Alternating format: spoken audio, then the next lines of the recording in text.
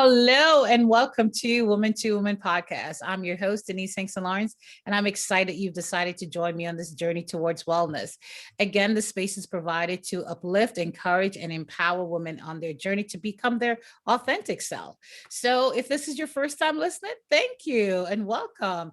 And if you're a regular listening audience, we certainly appreciate you. It's because of you, your subscribing, your download, that we are where we are today.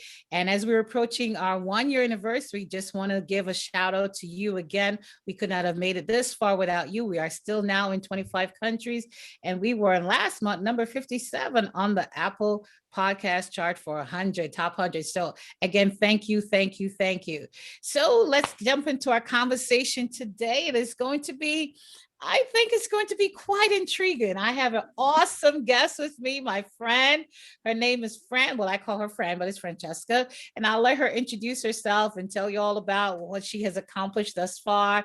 But I really wanted her to come on today because some of you have reached out to me with different topics. And so this is a topic of one of your concern, and it has to do with spiritual abuse and church hurt, and how do you deal, how do you cope, how do you heal? And I could have thought of no other one but to begin this, because Fran, I've worked with you on your platform there on Clubhouse and other things that I've seen you done throughout the time that I've known you. So almost 2 years now, right? Almost. Wow. I'm from COVID friends. So certainly happy to see you and happy to have you on here. So go ahead and introduce yourself. Firstly, thank you so much, Denise. It is an absolute honor to be here on your platform and speaking to your amazing audience. So my name is Francesca McDowell. I hail from beautiful, rainy England, and I run a business. I'm a leadership coach. I do some mentoring. I'm also an author, speaker, and I'm passionate about encouraging people. And that runs throughout a lot of what it is that I do. And Absolutely. So last year, in lockdown, I was really fortunate enough to work with 2 colleagues and friends and actually write and publish 2 books last year. And also then the third one, which is about spiritual abuse, which I guess we'll talk more about later. But I have come to the understanding that this is a really huge area and a lot of support and is needed around it. And so God laid it on my heart. And so here we are. Absolutely. Indeed it is.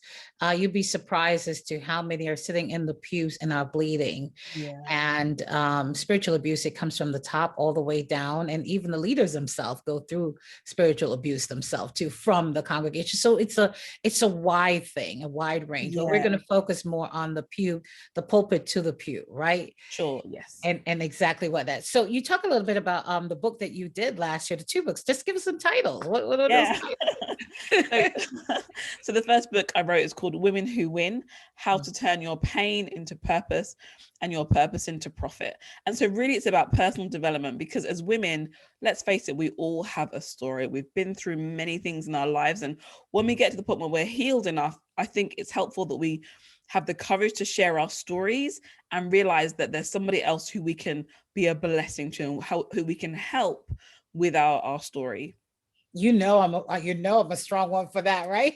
What do I always say every Sunday? Yep. There's therapeutic value in shared stories. Yeah. Oh, absolutely. And so, I wrote that with one of my business partners last year. And then the second book is called 119 Tips for Public Speaking. And so as someone who is a public speaker and also coaches people around public speaking, I am aware that it's not always an easy journey. And when I was a child, I was in speech therapy. I struggle with my speech. Even now, I have little moments where I have a stutter. However, I realize that the importance and the value that we need to share and add to the world is far more important than our own insecurities. And so we really produced a book to give people practical steps and skills and knowledge as to how to really share their message with the world.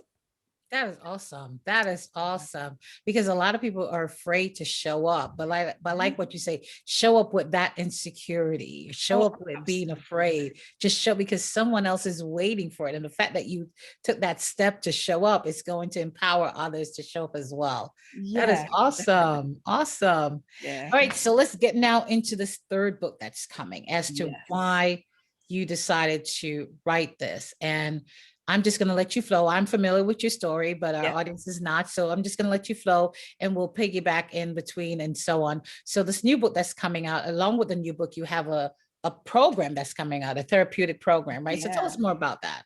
Yeah, absolutely. So last year, February, before we were in lockdown, I was in church, and I almost want to say minding my own business, but I was in church worshiping, and I just had 3 words, and it was surviving spiritual abuse. And I kind of almost saw it in my mind's eye, and I knew in my spirit that that is the book that the Lord would have me write. But I kind of was like, I'm not really there. I was not forthcoming. I didn't even write it down because I was like, let me park it. Because in essence, I really wanted the next book I write was to be a book of encouragement, sharing, just to encourage. It felt really good. It felt really nice. And then in April, when lockdown happened here in the UK, the contracts that I was working with through my business came to an end. And I had all this time on my hands. And so I was deciding, well, do I go and look for something else to keep myself occupied and get income?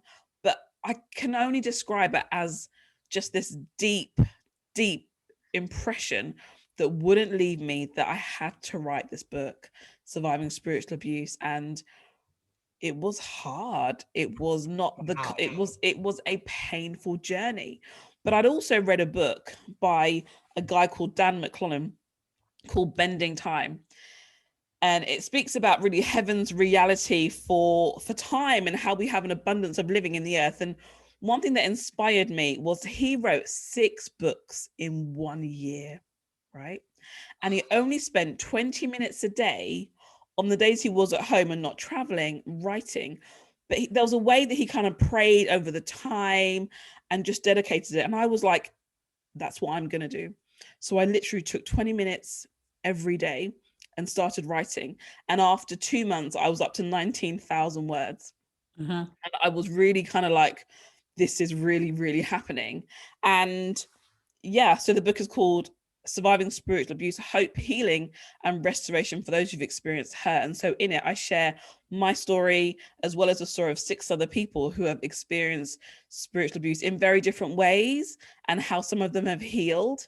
And throughout writing, like, so much stuff came up for me, just deeper layers of healing and even encounters with, certain individuals. So it was a journey, but at the heart of it, it's how do we help people to heal and to recover? Because there are people walking around wounded, broken, devastated, some of them very much out of church, even not living actively in their faith. Absolutely. Because of what they've experienced. And so why we need to be having these conversations. Firstly, I think we need to let people know that you're not alone. And it's more common than we can even realize. But also, Jesus is a good healer. He's a very experienced healer. And when we really invite him in and we take what's hurting us to him, he's able to heal. And so as I was writing the book, then the Lord again told me to do a therapeutic coaching program. So whilst I am a accredited professional coach, I was like, this is different, because I would have thought everyone would need to go through counseling first. But the difference with coaching is that coaching is very much future focused, right? It's focusing on achieving, accomplishing, developing. And oftentimes it's those aspects of our lives that will pull us out from a current state and into the future. And so it's the therapeutic coaching program, because we will touch on areas and support people heal. But ultimately, how do we support people to live in their God-ordained purpose despite the hurt? Despite the hurt, because I have a podcast as well, in addition to this one, and it has to do with the younger generation and the conversation that I hear. Matter of fact, we recorded an episode and it talks about church hurt. And you touch on a few things there where you mentioned that some people are not even living out their faith because of the experience. And I remember just having this conversation with them, and it led during our recording to just a whole prayer for another 2 hours, and just trying to speak to that hurt and to speak to that space where they were and they are, and to remind them that how to separate the actual act itself from Yes. God, and to identify with their personal relationship with God, not to dismiss the fact that they experienced it, and not to dismiss the fact that they were hurt, and to actually call the hurt what it is, abuse. Right. Yes, So you need to call a absolutely. spade a spade. So it was an abuse. And just to hear their story as to where they're coming from and the different aspects of it, because at the end of the day, this is where I was supposed to be safe.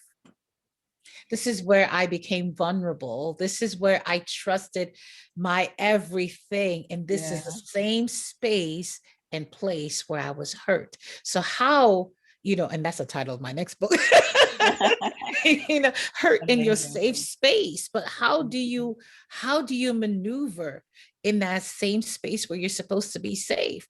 And so I find your program, even what you do on Clubhouse, so helpful, so therapeutic, so important, because you're able to touch on so many different areas.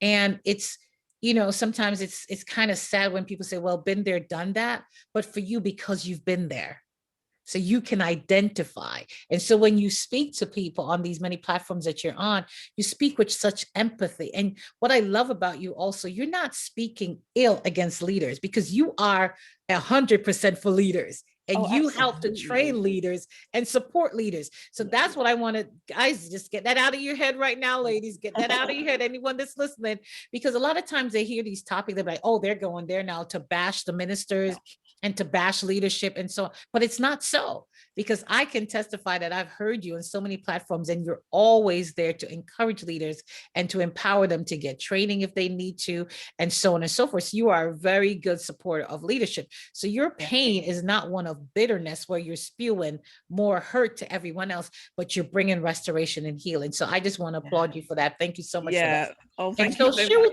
Share with us a little bit about your journey. Yeah. So I was saved at 14. I grew up in church, and the church I was in was amazing, very family church, activity, stuff for the kids. So I was really involved as a teenager. Youth club, even at my school, I was head of the Christian Union. We used to pray before school. So I had an amazing first few years in my faith. I got baptized at 15, speaking in tongues. And so I grew up, and from that point, my home church really encouraged a personal relationship with the Lord. So they really encouraged you to pray and seek God for yourself. And so that was kind of the foundations of my faith. And then as a young adult, I left home and started going to another church. And at first everything was great, very different culturally, very different doctrinally as well. And just started getting super involved. I'm one of those people that's kind of all or nothing, right? I'm kind of this passionate person. So if I'm in, I am all the way in. I'm there at everything, giving my everything. And so I got super involved, and over a number of years things started to feel a little bit off in relation to just some of the focus around, finances, and the constant talk about blessings and generational curses. And it was super intense. And so a few things I began to observe that made me feel a little bit uncomfortable. When people left, really terrible things were said about them. And it just became that things didn't feel so right. And it was almost a case of, well, if you haven't got money and you can't sow a seed, so what happens to you? Does that mean then you're not blessed? Does that mean then that God doesn't love you as much? And so all these thoughts were beginning to ring around my head and my heart. And, there were conversations around that this is almost the best church and the only church, and where else can you go to experience God? And, when you kind of like, so what does that mean for everybody else? So all of those things began to disturb me a little bit. But when you've been in something for so many years, and you formed really strong relationships with people there, and it's almost part of who you are. That's what you're there every day. Absolutely. And so what happens is, I think as humans, we find ways to really then to justify away the behavior and other concerns, right? And so I didn't do anything. I just left it and kept it moving, kept going, kept serving. And then a couple of incidents happened that were challenging, we'll say. And I won't go into too much detail now because I have written about it, and I've also decided, things I will talk about publicly, other things people can read, and they're not really to be discussed. Correct. But as much as I was uncomfortable, I stayed in it because I was actually quite scared about leaving. I was scared to leave because I really felt like, well, if this is where God is and I leave, so then what kind of happens, right? And when you begin to hear stories of people leaving and it hasn't, things didn't work out for them, and somehow it instills a lot of concern about making decisions. And so I kept going, although at point I knew that I didn't really want to stay. And it got to a point where the Lord told me clearly, it is time to go. And that wasn't received well. that was actually horrendous. That was received really, really badly. And when you can like have a clean break or like a broken break, it was a broken break. And so things left in a very messy way. And I was devastated. I was heartbroken because, I'd given so much of myself into this particular organization, serving and doing and giving and being. And then all of a sudden, when I'm inspired to leave and there's no sense of, we understand, we're going to support you, it was just no. God wouldn't have said that. Why would he say that? And then, you're told very negative things. It was a harmful experience, And so I think God is so merciful, because actually what I didn't know until a couple of years later, as I'm on a new journey and growing in my faith, was that I had been through spiritual abuse. And I only realized that when I started to tell people things that had happened that I thought was just normal. Right. And so that also was really, really painful to then have to look back at my past and realize that it really wasn't how I thought it was. And, there was one incident I talk about in the book in relation to a sin offering. And so it was understanding about righteousness in a Bible study. And they were talking how, because when Jesus died on the cross, it meant that, all the Old Testament offerings were no longer needed because Christ is the perfect sacrifice. Right. And so I'm sat in this Bible study, absorbing and learning and listening. And then when the book began to detail about, the different wave offerings in there, it said sin offering, I was just so confused because, but hang on a minute, hadn't I been told that I had to pay this sin offering for a particular situation in order to get forgiveness and reconciliation? And I had paid it willingly because I'd been told that. Yeah. So to then have to almost deconstruct that situation and realize that I had been manipulated was devastating. And it was so, so painful. And I had so many questions around, well, did everyone else know? Were they almost laughing at me because they were like, well, haha, we got Fran, we got money out of it. Like, I just had so many questions, and it was so, so painful.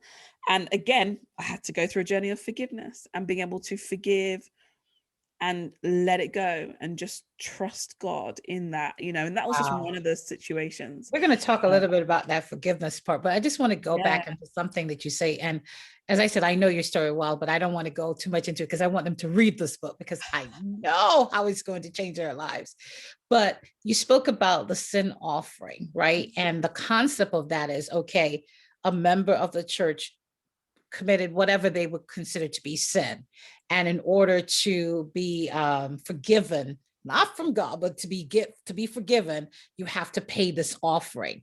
And so here it is, you, an intelligent woman, well accomplished, right? So others that may be listening or even reading the book, they may be like, it's the same as how you look at a woman in a marriage or a woman in a relationship and she's being abused. And then we look on the from the outside looking in, like, why don't you leave? You're too smart. You're too this. And we don't understand the magnitude of the narrative that has been already spoken, the seeds that have been sown prior to get them to that place where they just freeze.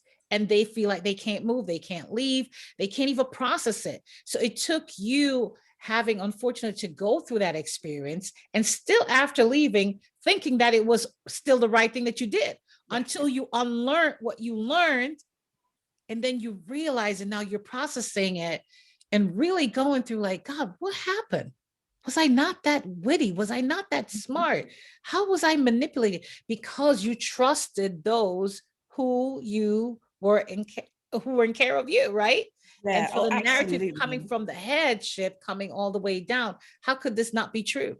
Yeah, well, absolutely, you're absolutely right. And because there's a relationship built there when you are in a church, there is that trust of that person because they're God's representative, they're God's servant. You trust what they say, you believe that they've got a heart for you. And I do also believe that when, sometimes people are in what I'm going to call spiritually abusive and toxic environments, there's a culture Yes. of everything is head down. And so you're never invited or welcome to ask a question, even respectfully. It's very much, well, this is how it goes, and this is the done thing, and you better conform, you better obey. Even if it's not said, it's implied. And so I was very much in a situation where whatever you said, okay, well, fine, let's go ahead and do this, because I had no way of knowing that they had a different heart and a different agenda, and also in certain church environments, which again, are toxic, and there's an element of control. Mm-hmm. If the narrative is you hear from God through me, well, then there's no Absolutely. need to actually really study the Yeah. word yourself and Yeah. really engage with the Lord yourself and really seek out truth for yourself, because, well, hey, that's what the man of God is there for, or so the narrative says. Yeah. Mm-hmm. And also, because we had church so many times in the week, I felt very like, well, I'm learning so much of the word because I'm in church. And Every day. right. And at that point, there wasn't a desire, or even I felt there was no longer a real need to be studying for myself, Mm-hmm. or to go back and check for myself. And so, yeah, on reflection, I have been like, wow, that really happened. You can be Yeah. educated and informed and work a really great job, and in every other area of your life be seemingly doing very well, but sometimes when you're in certain environments, it clouds our judgment. And also, I do Absolutely. believe, right, that there are spirits of deception that then come and again really manipulate certain situations. Absolutely. I agree. I agree with you on that because you're right. The narrative, right? But you know what I realized that COVID, I know there are many lives that were lost because of COVID, and so many information and situation that change, right? Because of COVID Yeah. and people's lives, their finances, and so on and so forth. But one thing I can tell you spiritually that came out of COVID is that a lot of people have been, what they call that word, woke, awakened, so to speak. I'm not that young anymore, but they have been, there's Yeah. an awakening in the spirit realm in terms of our faith walk and our individual, our personal relationship with God, because now the church is locked down. So how do you pray? How do you read your word? How often? So now we find ourselves going through it as if we are babies, like going through that step. And it's that those light bulbs that just keep popping and everything just popping. And you're like, wait a minute. So now I know that I don't have to wait on the leadership to give me what God says. I can read God's word because his word is what he says. Absolutely. And actually, and that's what God desires. There should be no grandchildren in the kingdom, right? We are God's children, and there should be a direct relationship between us and him. And actually, sometimes Absolutely. that's not encouraged, and it's not even taught for some people that you're allowed to, which I is love quite what you scary. said. No grandchildren. I No, didn't read it where it says we are grandchildren of the kingdom of God. It says we are his children. absolutely, absolutely. And in the same way that, when you have natural children, you don't want a go-between all the time, oh, go tell my son this. No, it's about that one-on-one relationship that creates intimacy and trust and being able to hear the voice of God. I think when a child is in a room and when they hear their name called by their parent, they know it's their parent because they've heard it, they're familiar, they're attuned with the voice, the pitch, the tone, everything about the way that that parent says their name. And as children of God, it's important that we get to a place in our relationship with our Father where we hear his voice clearly, that we can say, you know what, God spoke. And there's no doubt, Wow. there's no fear, because we're in an intimate, personal relationship with Christ. I love it. Thank you so much, Fran. Fran, we're going to have you to come back next week to talk about this whole process now of how do you heal from this church hurt. And I want you to introduce, when you come back, if you don't mind, more about the spiritual therapeutic program that you have and the steps that you're taking now to, and how you have been healed and the journey, what that's been like, and how you're sharing that as well, and the programs that you're offering. I know you have different sessions that you have going on, workshops and trainings and so on. And I would also love for you to read a couple of excerpts from the book itself, because I want everybody to jump on and get this as soon as it comes out, maybe the end of this month or May or somewhere. But I'm so excited for you. I'm proud of you. I'm so happy for you, and so in closing on today, I want you, before you share where people can follow you and reach out to you if they need help or so, and they're interested in purchasing the book as well, I usually close my sessions by giving a call to action to our listeners. Like, what will be their takeaway from this conversation? We covered the fact that, okay, you went through a sense of spiritual abuse, and we know that spiritual abuse has different faces, right? There are different aspects of it. But for the point of what you went through and what you shared thus far, what are the takeaways you want our audience to walk away with today? Or what are the challenges? What call to action will you say to them today? What would you like them to do if they are experiencing this, and how would they heal? Go ahead. Yeah, absolutely. So I think the first thing I'd want to say is that, firstly, your life is so valuable, right? That that your life is precious. You are so loved by God, and He handpicked you. And because of the value He places on your life, nobody has any right to abuse you. There is nothing that warrants abuse and harm. And if you find yourself in a situation where you are being harmed and they're not treating you the way Christ is treating you, you need to make some decisions as to whether you're going to continue that or whether you're going to step away, because you are so loved. And it's not an easy decision. It's not a straightforward decision at times, but prayerfully being led and under the right counsel, it's just really realizing that you're not designed to be in an environment where you're experiencing abuse. That's what I would definitely leave with your listeners today. Thank you so much, friend. How can we reach it out to you? Yes. So I am on social media. So Facebook and Instagram. So it's at ssa.restart. So, and that stands for Surviving Spiritual Abuse, and Restart is the name of the program because that's what we're wanting, a restart in areas of our lives. So that's at ssa.restart. And then the website is www.survivingspiritualabuse.com. So that's where you can reach me. Thank you so much, Fran. Oh my goodness. Ladies, and tell you want to reach out to her. Great. And join me. Oh, what about Clubhouse? It's nothing about Clubhouse. Being all humble there. Yes, I'm on Clubhouse at fran.elevate, which is the name of my coaching business. And I run a room every Sunday evening at 7 p.m. GMT time, which is 1 p.m. Is it 1 or 2? 2 p.m. 2 p.m. I think it's 2. Forgive me. I'm trying to remember what time I logged on. It was yeah, and we really focus on healing from spiritual abuse, forgiving spirits, but it's just everything that enables us to move forward in life. And so it's a safe space where we really focus on healing and giving people room to share their story, because some people have never shared their story, and to allow people to realize that what you've gone through, it was real and it was wrong. And we really want to validate people by making space for them to share. Thank you so much. So again, ladies, you want to jump onto, is it survivingspiritualabuse.com, right? Survivingspiritualabuse.com, and follow her on Instagram and on Facebook. Friend, I thank you so much for coming on.